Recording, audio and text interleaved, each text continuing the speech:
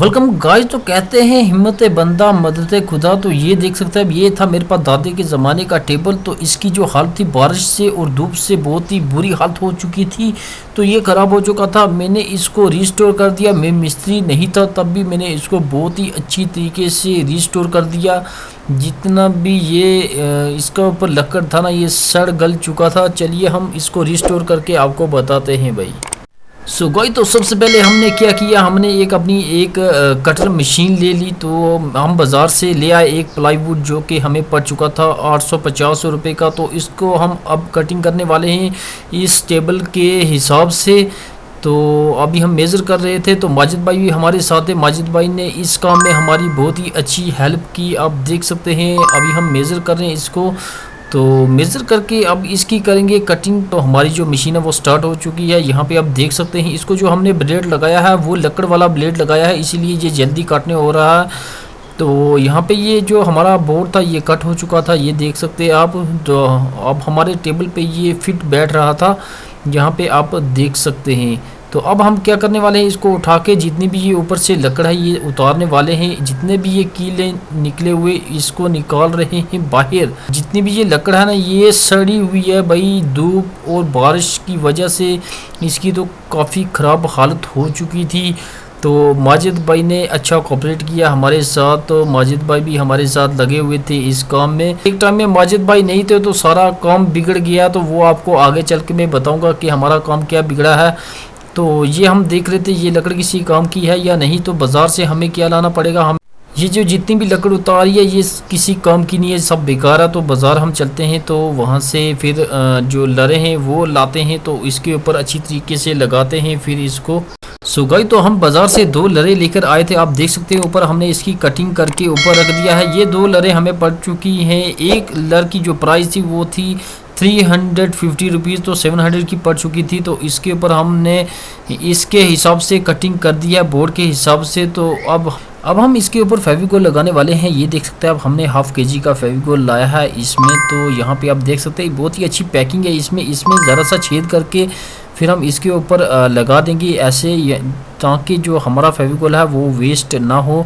तो चलिए हम अच्छी तरीके से इसके ऊपर जहाँ से कटिंग हुई है फेविकोल लगा लेते हैं और इसको आपस में जॉइंट करके फिर टेबल के ऊपर रखेंगे, उसके ऊपर बोर्ड लगा लेंगे अच्छी तरीके से। फेविकोल लगाने के बाद अब था इसमें कील लगा के इन सभी को आपस में जॉइंट करना। तो ये तो थोड़ा मुश्किल काम था, क्योंकि माजिद भाई अभी हमारे साथ नहीं थे। वो बहुत ही अच्छा काम कर रहे थे हमारे साथ, उनको को काम पड़ गया, वो चले गए थे कहीं और जगह पे। तो इन सबको हमने फिर अच्छी तरीके से यहाँ पे जोड़ लिया है।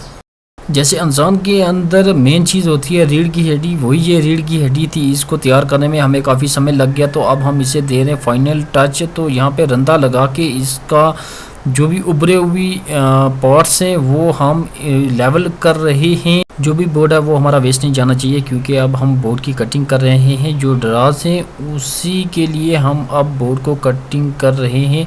तो यहाँ पे आप देख सकते हैं ड्राज के अंदर हमने डाल दिया है ये बोर्ड और दूसरा भी। और अब हम इसको मेज़र करके इसके हिसाब से अब हम ड्राज बनाएंगे, ताकि हमारी कोई भी चीज़ यहाँ पे वेस्ट ना जाए।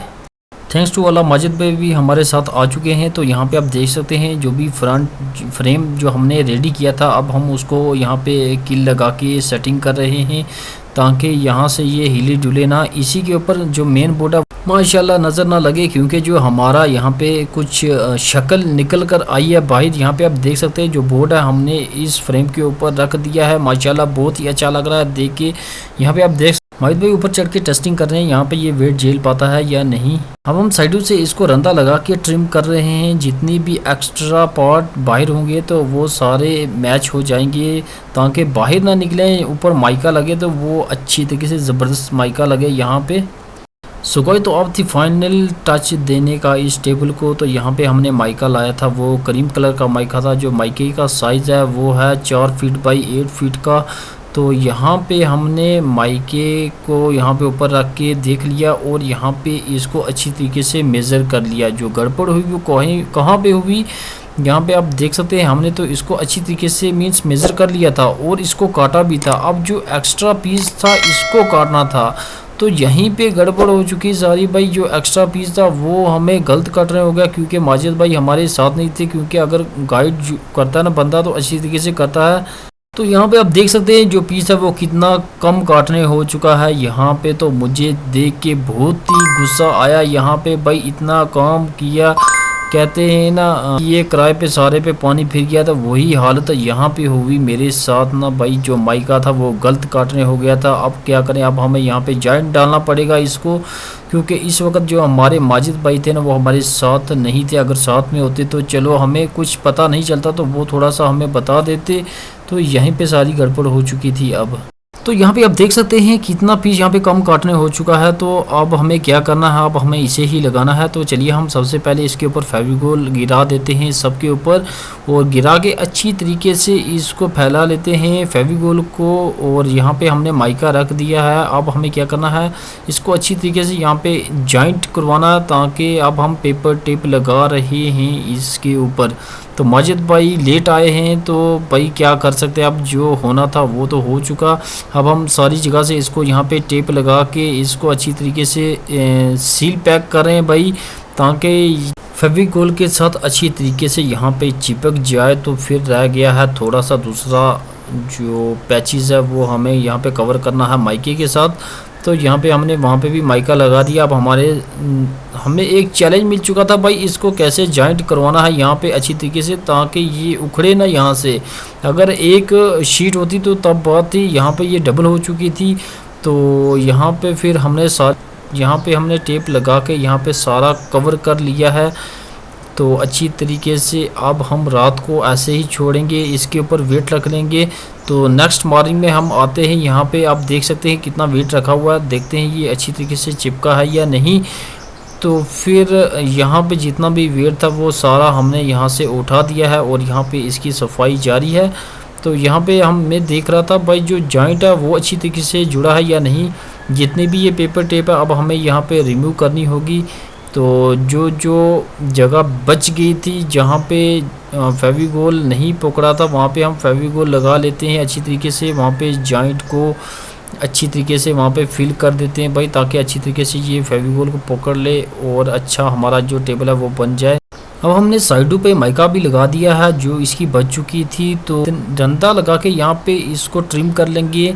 जो इसकी नोकी होती है ना बहुत ही शार्प होती हैं, उससे हाथ भी कटने हो जाता है। तो इसलिए हम यहाँ से इसको ट्रिम कर रहे हैं डंडा लगा के, और जितनी भी टेप है आप सारी उतार देंगे। फाइनली अब यहाँ पे वो समय आ चुका था अनबॉक्सिंग का। तो जितना भी यहाँ पे रैपर लगे हुए थे वो हम हटा रहे हैं। यहाँ पे आप देख सकते हैं भाई, तो भाई बहुत ही अच्छा लग रहा है। यहाँ पे हमने एक टेबल तैयार कर दिया है, जो कि हम अनट्रेंड थे भाई। तो क्या कर सकते हैं, कहते हैं हिम्मत बंदा मदद खुदा। तो वही हुआ, यहाँ पे औजार हो तो बंदा क्या नहीं कर सकता। Nothing impossible in the whole world. यहाँ पे आप देख सकते हैं जो हमारा टेबल है वो माशाल्लाह रेडी हो चुका है। माशाल्लाह बहुत ही अच्छा लग रहा है यहाँ पे देख के। तो चलिए हम कुछ सिनेमैटिक शॉट बताते हैं आपको अपने टेबल के।